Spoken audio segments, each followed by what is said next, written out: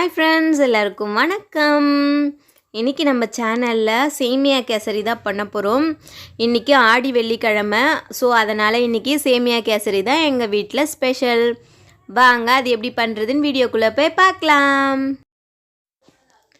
First stove on பண்ணிவிட்டு ஒரு கடாய் வச்சுக்கலாம். கடாய் கொஞ்சம் ஹீட் ஆகட்டும். ஹீட் ஆனதும் 2 ஸ்பூன் அளவுக்கு நெய் சேர்த்துக்கிறேன். உங்களுக்கு 2 ஸ்பூன் வேண்டான்னா நீங்கள் 1 ஸ்பூன் மட்டும் சேர்த்துக்கலாம். நான் இந்த நெய் முந்திரி திராட்சை வதக்கிறதுக்கு தான் சேர்த்துக்கிறேன். ஸோ உங்களுக்கு நெய் கம்மியாக வேணும்னா நீங்கள் 1 ஸ்பூன் மட்டும் சேர்த்துக்கோங்க. நான் ஒரு 2.5 ஸ்பூன் சேர்த்துட்டேன். நெய் சேர்த்துட்டு நெய் கொஞ்சம் ஹீட் ஆனதும் ஒரு 10 முந்திரி எடுத்து வச்சுருக்கேன். அந்த முந்திரியை சேர்த்துக்கிறேன். முந்திரியை நல்லா பொன்னிறமாக வறுத்து எடுக்கலாம். முந்திரியை பொன்னிறமாக வறுத்தாச்சு. இப்போது அடுத்து நம்ம திராட்சை சேர்த்துக்கலாம். ஒரு 10 திராட்சை அளவுக்கு சேர்த்துக்கிறேன். திராட்சை பொரிய ஒரு ஃபியூ செகண்ட்ஸ் தான் ஆகும். ஸோ அதனால் அப்படியே வதக்கி அது நல்லா பொரிஞ்சதும் அப்படியே எடுத்துடலாம். பாருங்கள், பொரிஞ்சிருச்சு, நல்லா பலூன் மாதிரி உப்பி வந்துருச்சு. அவ்வளோதான், இந்த ஸ்டேஜில் எடுத்துக்கலாம். திராட்சை எடுத்ததுக்கப்புறம் அதுலேயே கொஞ்சம் நெய் இருக்கு இல்லையா, அந்த நெய்லேயே நான் சேமியா சேர்த்துக்கிறேன். இது பாயசம் சேமியா, கடையில் தனியாக கிடைக்கும் இல்லையா பாயசம் சேமியான்ட்டு, அந்த சேமியா. இந்த சேமியா ஒரு 100 கிராம் அளவுக்கு சேர்த்துக்கிறேன். சேர்த்துட்டு நல்லா அந்த நெய்லேயே வதக்கி விட்டுக்கலாம். இந்த சேமியாவும் பொன்னிறமாக வறுபடணும். ஸோ அது வரைக்கும் வெயிட் பண்ணலாம். அதுக்கு ஒரு 2 நிமிஷம் போல் ஆகும். வெயிட் பண்ணலாம். ஓகே, சேமியா நல்லா பொன்னிறமாக வறுபட்டாச்சு. இந்த ஸ்டேஜில் இதை நம்ம தனியாக எடுத்து வச்சுக்கலாம்.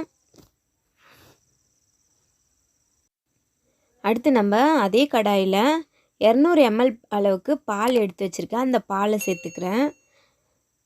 நான் சேமியா கேசரி இன்றைக்கி பாலில் தான் செய்ய போகிறேன். நீங்கள் பால் சேர்க்கலன்னா தண்ணி கூட 200 ml தண்ணி கூட சேர்த்து பண்ணலாம். ஒன்றும் பிரச்சனை இல்லை. பால் நல்லா ஹீட் ஆகிடுச்சு.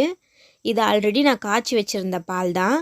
இந்த பால்லேயே ஒரு 1/4 ஸ்பூன் அளவுக்கு கேசரி கலர் சேர்த்துக்கிறேன். நீங்கள் கலர் இல்லாமல் பண்ணுறதா இருந்தாலும் ஓகே. எனக்கு அந்த ஆரஞ்சு கலர் வேணுன்றதுனால நான் கலர் கொஞ்சம் சேர்த்துக்கிறேன். ஓகே, பால் நல்லா ஹீட் ஆகிடுச்சு. இந்த ஸ்டேஜில் நம்ம வறுத்து வச்சுருக்க சேமியாவை இதில் சேர்த்துக்கலாம். சேமியா சேர்த்துட்ட பிறகு கரெக்டாக ஒரு 4லேருந்து 5 நிமிஷம் தான் ஆகும் அது நல்லா வேகிறதுக்கு. அது வரைக்கும் வெயிட் பண்ணலாம். இந்த பாருங்கள், நல்லா வெந்தாச்சு சேமியா. இந்த ஸ்டேஜில் நம்ம ஆல்ரெடி முந்திரி திராட்சை வறுத்து வச்சுருக்கோம் இல்லையா, அந்த முந்திரி திராட்சையை சேர்த்து ஒரு கலரிக்கலாம். நான் ஒரு முக்கியமான பொருள் சேர்க்க மறந்துட்டேன், சர்க்கரை. இந்த கேசரிக்கு நான் ஒரு 4 ஸ்பூன் அளவுக்கு சர்க்கரை எடுத்து வச்சுருக்கேன். என்னோடய சுகர் டேஸ்ட் அளவுக்கு இது போதும் எனக்கு. உங்களுக்கு என்ன சுகர் டேஸ்ட் அதிகமாக வேணுமோ கம்மியாக வேணுமோ அதுக்கேற்ற மாதிரி சேர்த்துக்கோங்க. சர்க்கரை சேர்த்துட்டு நல்லா கலந்து விட்டுக்கலாம். ஓகே, பாருங்கள், சூப்பரான சேமியா கேசரி நல்ல கலர் நல்ல டெக்ஸ்டரில் சூப்பராக ரெடி ஆகிடுச்சு. ஒரு சேமியாவும் நல்லா தனித்தனியாக உதிரியாக இருக்குது. சாமிக்கு படைக்கிறதுக்கு சூப்பராக சேமியா ரெடி ஆகிடுச்சு. இன்றைக்கி ஆடி வெள்ளிக்கிழமை, ஸோ அதனால தான் இந்த ஸ்வீட் ரெசிபி. சாமி கும்பிட்டுடலாம்.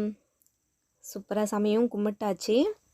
நீங்களும் வீட்டில் இதே மாதிரி செஞ்சு சாப்பிட்டு பாருங்கள். எப்படி இருந்ததுன்னு கமெண்ட் பண்ணுங்கள்.